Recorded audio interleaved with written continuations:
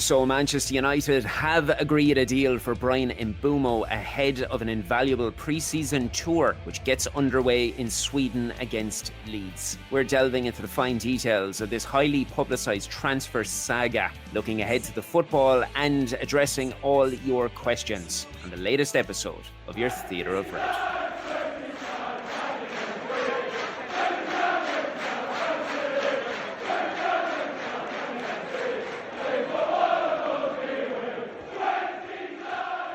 Ladies and gentlemen, it is the eve of Manchester United's return to football as the Reds begin their pre-season activities against Leeds at the Friends Arena in Stockholm in beautiful Sweden. Additionally, with news of a total agreement with Brentford for Bryan Mbeumo, the 20-goal Premier League hitman is set to link up with his teammates for a highly anticipated tour of the United States. Now, I think we can all agree, in terms of how recent shows have got underway throughout the summer, this is about as positive a day as any of the supporter base could have asked for. And given everything that has been and gone surrounding Mr. Mbeumo and the frustration that a prolonged negotiation has manifested amongst the fan base, as boring as it has become, there really is no better place to start. We've all become accustomed to the majesty of David Ornstein and the phenomenal efforts of a team of tireless sports journalists who work in the background to deliver the Athletics' daily updates and news. With that, and Ornstein's Friday confirmation about a successful offer from Manchester United, a temporary moment of reprieve was afforded for the online contingent, unless you've been living under a rock. Allow me to elaborate on the nature of the deal that has come to play. This agreement is valued at a significant fee of £65 million to be paid over 4 installations plus £6 million in performance-related add-ons. So crucially, United incorporated a favourable structure towards the guaranteed fee, which will inadvertently allow the 20-time English champions to maintain some semblance of financial control during what is the most crucial of summer windows. I would like to clarify a small detail here. Like you, I was braced for a plethora of smart arse messages to consume social media on Thursday, with the usual internet superstars vying for their momentary spell of fame and traction. I would never tell any of you where to go for your news, but these people are about as interested in the progress of this football club than the man on the moon. Brentford and United entered negotiations in early June, and the Reds submitted their opening bid of £45 million plus £10 million in add-ons, and that came after initial conversations with the London outfit. So after that was refused, we were advised by credible sources that United ushered in the renewed bid of £55 million plus £7.5 million in achievable add-ons, and that was to mirror the fee paid for Matheus Cunha. That was the impression that Brentford gave to United when they had initially spoke. Now, text is the most easily misinterpreted thing on this planet, people. Attempting to tweet delicate information can often be misconstrued.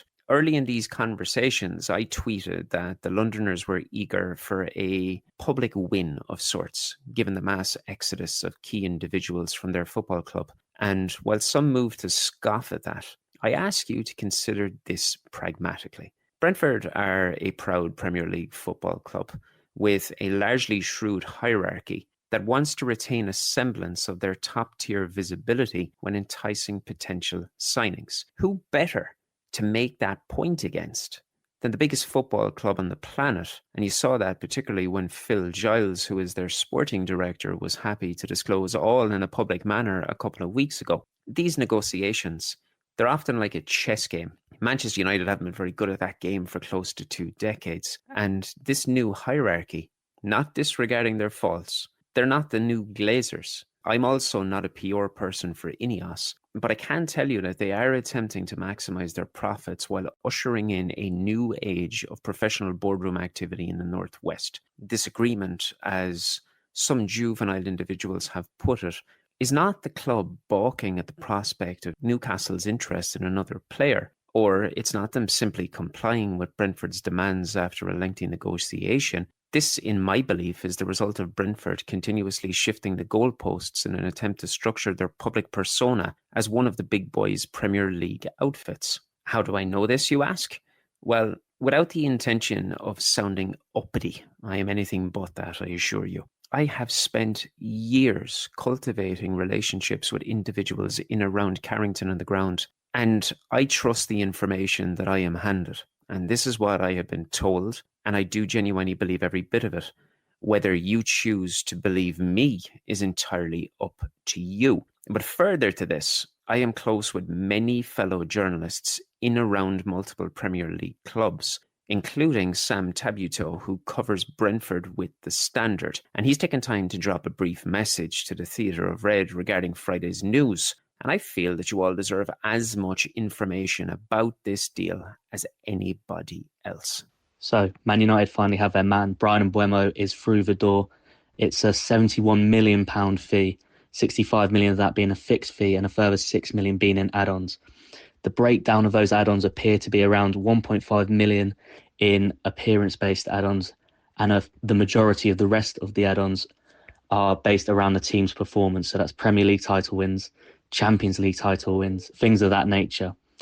It's a deal that's rambled on for quite a long time. Negotiations started in June, and ultimately it'll be a blessed relief for both Brentford, Man United, but also Mbeumo that a deal is now close to completion. There's an expectation that Mbeumo will be on United's tour of the US, though he isn't expected to play a part in United's first game of that tour. What a top man he is. And I will be sure to include his contact details within the bio of this podcast if you want to get in touch with him and keep up to date with his stellar reporting. I've received many questions again this week, and I genuinely love reading them. I really do. So once more, thank you from the bottom of my heart for your continued support. Every single message, every single social media contact and email, none of them are lost on me. But one question regarding the player stood out, largely because of the name of this man, and that is the brilliant Steve Rogers. How cool is that? I love it. I love it. Steve sent an email through yesterday, which reads, "Hello, Shaun.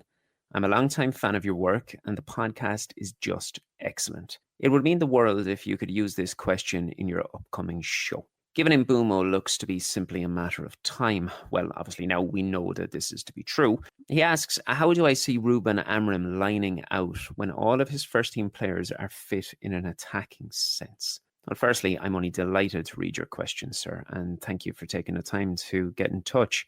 I feel that this is a really good talking point, and one that I've considered for many, many weeks. Despite this growing obsession with highly followed social media accounts posting desired lineups of a 4-3-3 formation, Amorim has made it pretty clear of his intentions in moving forward, and that will lie with a midfield duo, flanked by marauding fullbacks and an attacking trio of 2 number 10s and a striker. Within this structure, many will be unaware of what his end goal intentions actually are, but it is to propel the football into his attacking quadrant, which lies about 10 yards outside the centre of the opposition box. And there, he will have a collection of his 5 attacking bodies clustered within close proximity, while all the while his wide players will hug the touchline to offer darting runs, draw space, and also offer an option to spread the play if and when required. Although some might make an argument for the suitability of certain players in central positions,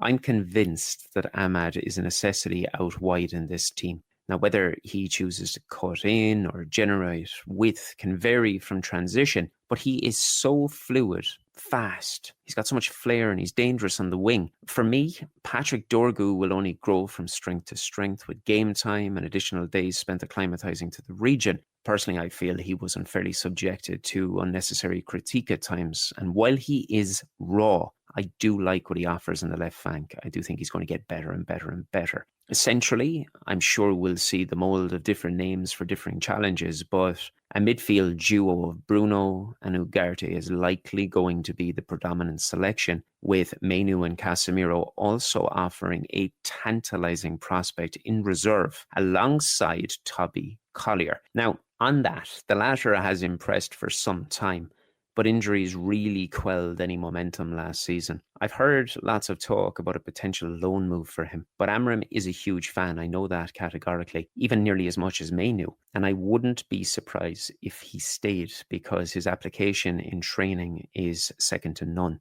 Ahead of that midfield duo, Cunha and Mbeumo will naturally occupy the 10s, with Mount and Xerxes offering a phenomenal rotational option, with Rasmus, Cheeto and Xerxes alternating in the 9. Now, I know some will take a deep breath regarding Højlund, but I simply refuse to rule out his progression based on a calamity of a season, because I saw so much promise during his debut campaign. I just can't help but feel he will grow from strength to strength alongside Cunha and Mbeumo, and a couple of goals will supply nothing but confidence. In all honesty, listener, at this moment in time, take the creativity of Dorgu, Ahmad, Bruno, Cunha and Mbeumo. That's going to present endless opportunities to a young forward who was starved throughout the season. And this can only delight Amram and the backroom team, because for me, he just requires the support of the fan base in terms of moving forward past what was the most forgettable of campaigns. And maybe we'll see an early sign of that confidence when the Reds face Leeds in our opening pre-season friendly in Sweden tomorrow. And as we know, United will fulfill 5 friendlies ahead of their Premier League opener against Arsenal on August 17th, with West Ham, Bournemouth, Everton and Fiorentina to follow the Stockholm outing. Cunha is going to make most of the headlines, obviously, following his arrival from Wolves for 62.5 million, because he is in line to make his first outing in a United shirt, with our newly appointed number 30, Mr. Diego Leon, also hoping to gain some minutes. Naturally, the ongoing negotiations for Mbeumo will not have concluded in any time to have him included,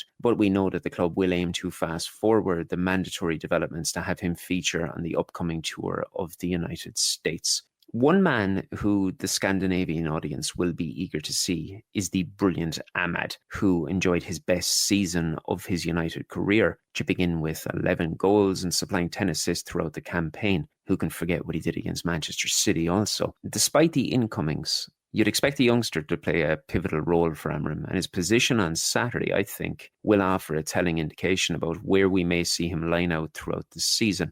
Despite the unknown variables regarding selection, one thing is for certain though, and that is the nature of the squad to travel throughout pre-season, with Amram set to focus on reduced numbers. For those who don't know, this was a hallmark of his time in Portugal, with the tactician known to prefer a smaller squad to enhance versatility and competition for places. Naturally, the lack of European football is going to enable this. But fundamentally, this pre-season will have to be used to evaluate the overall development of his players. And I think we can all agree that the majority have returned looking exceptionally lean, athletic, far more than we are accustomed to. Amram is going to be aiming to see just how much progress that he believes he can make in the coming season, with Old Trafford officials keen to see a tremendous upsurge in performances, goals, and individual determination at the Theatre of Dreams. Additionally, and this is something that we cannot overlook in the conversation, United will need to use the upcoming outings to try and inject some confidence and belief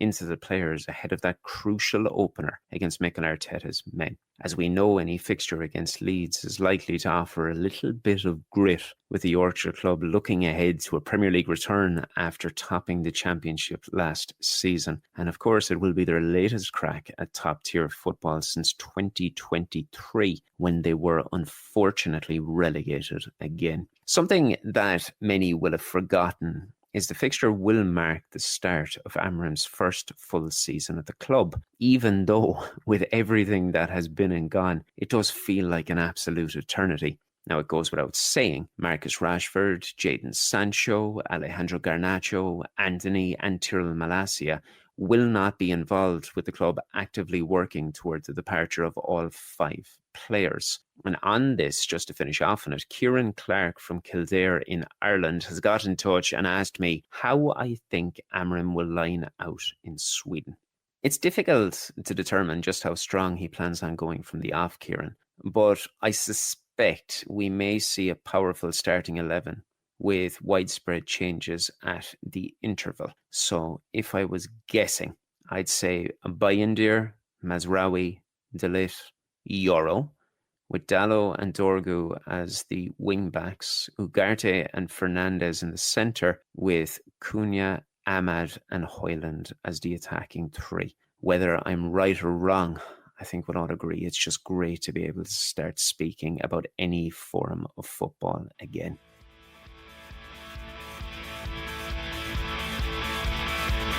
It's been so long. Allow me to stop for a very brief moment and let you know all about an amazing destination that has been created by a very close buddy of mine and his colleagues. And before I go on, there is nothing financial in this for me whatsoever. I just feel that they deserve all of the attention that they can get.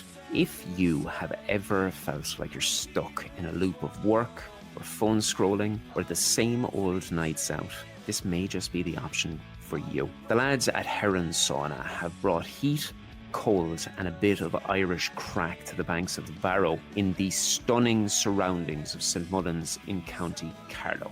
Trust me, you have to see it to appreciate it.